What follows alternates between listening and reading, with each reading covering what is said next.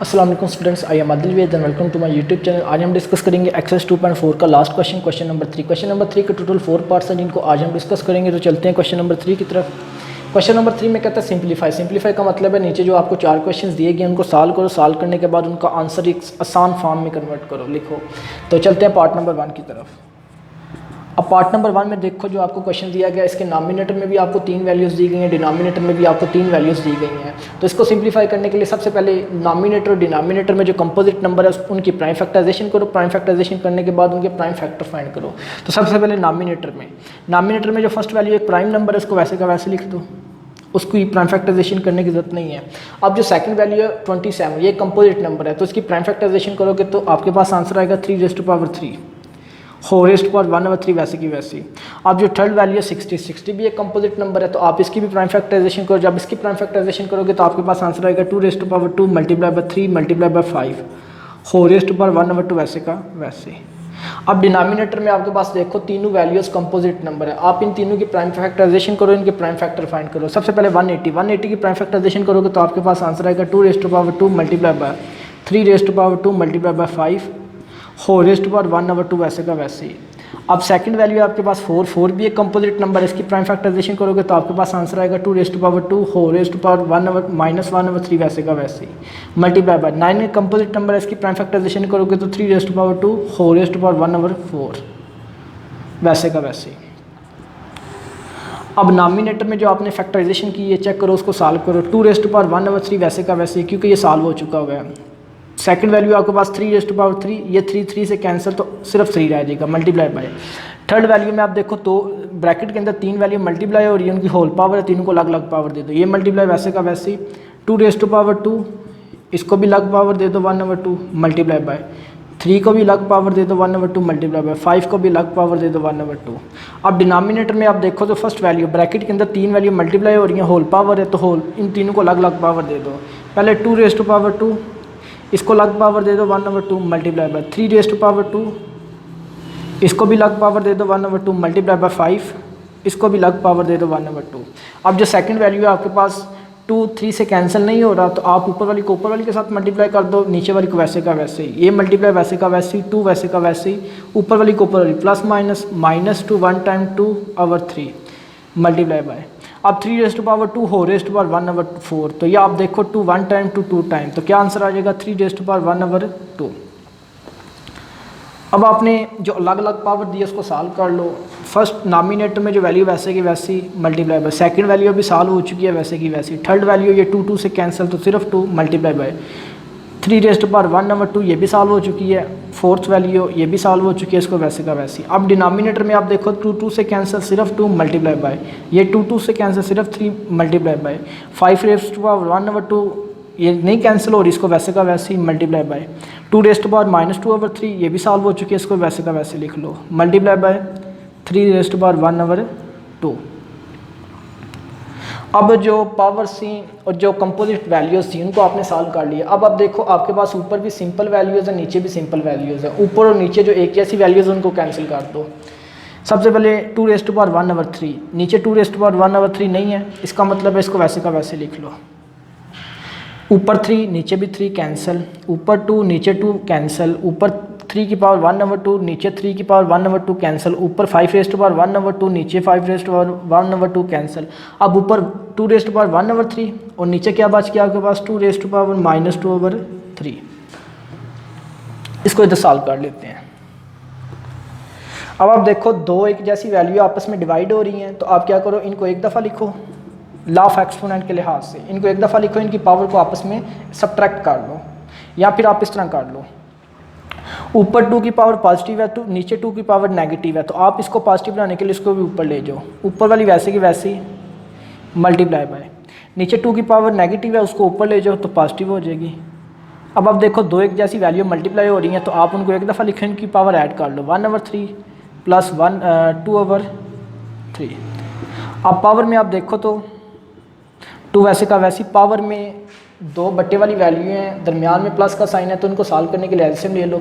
Sorry ये 1/3 है तो एलसीएम क्या आएगा 3 1 time 1 time 1 plus 3 1 time 1 2 time 2 2⁻3/3 3 3 से cancel, 2 raise to power 1 is equal to 2। अगर इसको आप सिंप्लीफाई करते हो तो आपके पास आंसर कितना आता है 2।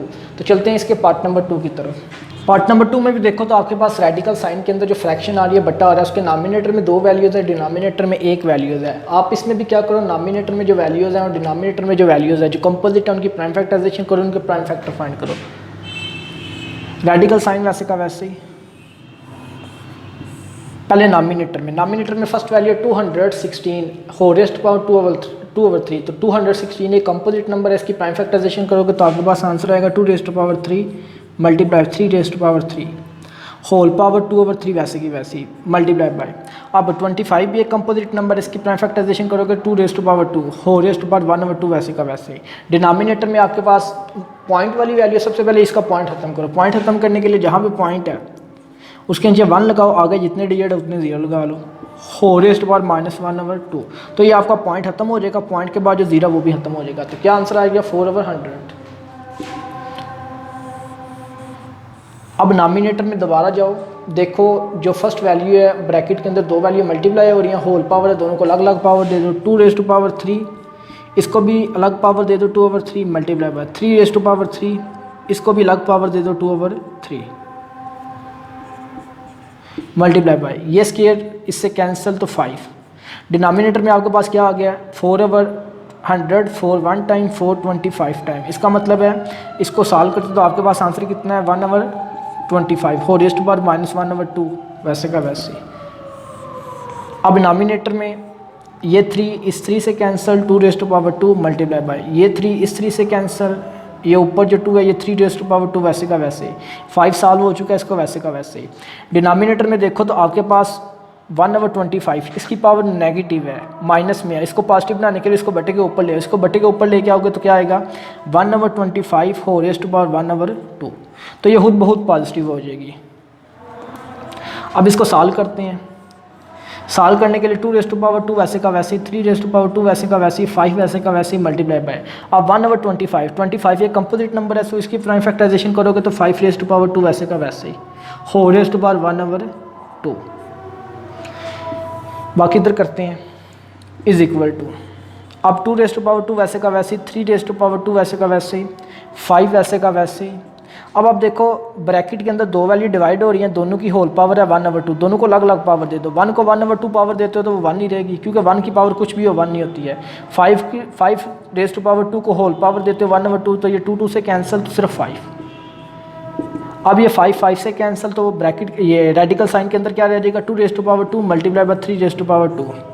अब रेडिकल साइन के अंदर 2 वैल्यू मल्टीप्लाई हो रही हैं, दोनों को अलग अलग रेडिकल साइन दे दो या इधर ही काट दो।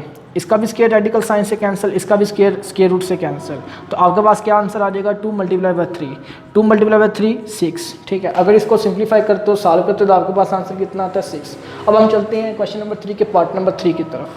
पार्ट नंबर 3 में आपको क्वेश्चन दिया गया 5 raised to power 2 raised to power 3 divide by 5 raised to power 2 whole power 3। अब आप देखो डिवाइड से पहले भी आपको एक टर्म दी गई है, डिवाइड के बाद भी आपको एक टर्म दी गई है। इन दोनों टर्म्स की डबल पावर है। इसको सिंप्लीफाई करने के लिए इनकी जो डबल पावर है सबसे पहले इसको सिंगल बनाओ।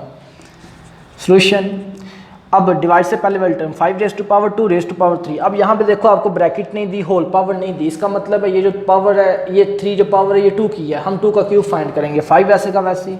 अब 2 के क्यूब का मतलब है 2 multiply by 2 multiply by 2 2 time 4 4 2 time 8।